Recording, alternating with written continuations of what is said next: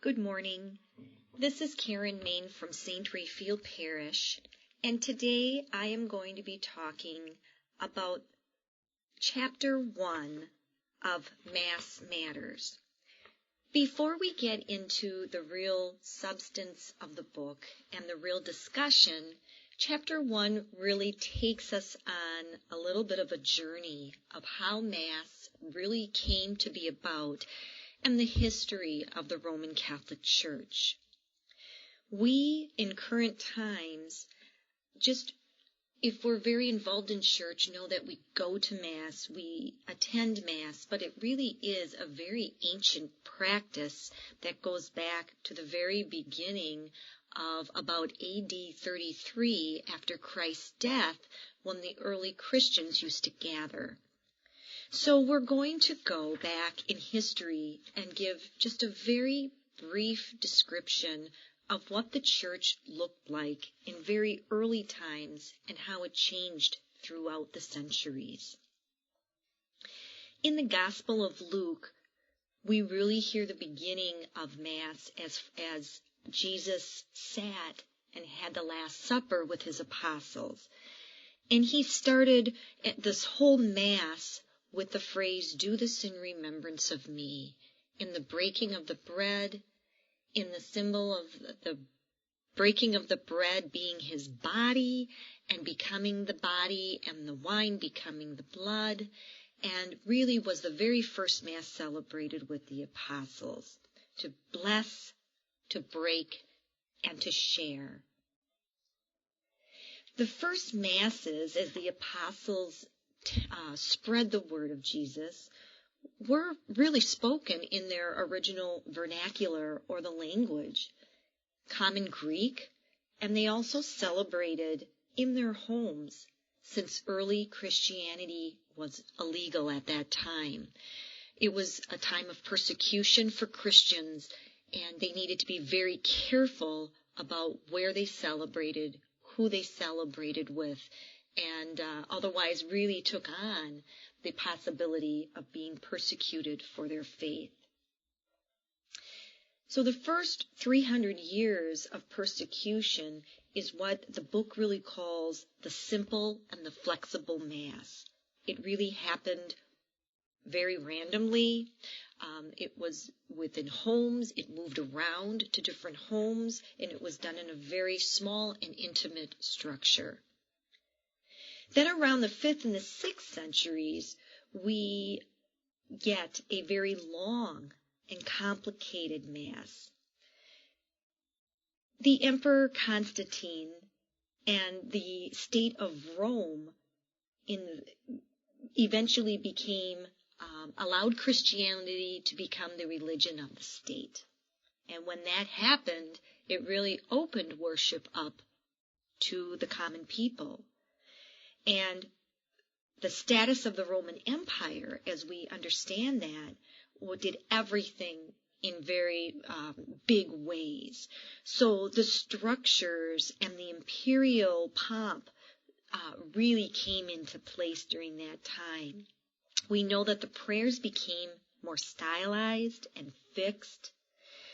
Very solemn chants replaced the familiar hymns. And all of a sudden we have vested clergy leading the worship. It even became such a change that the people were no longer actually invited around the table. They were relegated to standing in the gathering space while the clergy really presided at the altar. And we know this by looking at many of the structures. There are no pews in the huge cathedrals. The people gathered, they stood, and they were quite far away from the action of the Mass. Then as we move forward to the 9th and the 10th centuries, we really get what the book terms the far away and the silent Mass. No talking, no singing in church, because nobody really understands the Latin anymore. The choir takes over the singing, the altar boys take over the congregational responses, and there becomes a really big break between the physical and the emotional distance between the people and their Mass. As we move forward again, in the 16th century Council of Trent, there was a huge regulation that put Mass into very specific ritual. And that ritual Mass was watched by the people. And this is where the people really began doing their private devotions in the pews while Mass was taking place. So when you look at the very earliest time of Mass, from gathering into homes and to gathering in very small, intimate settings, to the grandeur of where the Mass really moved to, we can see that through the centuries and through time, how much of a change that was. The last change, which was really meant to be a very positive change, were the reforms of Vatican II. This was really meant to correct a lot of the unbalance that we had seen with an era of Mass being silent and private devotions during that time. This really wanted to allow many different things to happen. One of the largest changes was putting the Mass back in the vernacular, bringing back songs that the people could sing, participation by lay ministers and the congregation, offering a more open church to the public that attended. However, it went too far, and we really, in the last 50 years, lost sense of one element of the Catholic Church, and that was really the devotionals. So churches were built to be functional. They really changed as many of the angels and saints disappeared. Our private devotion went into a decline. And then Popes John Paul II and Benedict XVI really encouraged some of the return of the popular devotions. And this whole beginning of history really takes us to the problem of where we start today.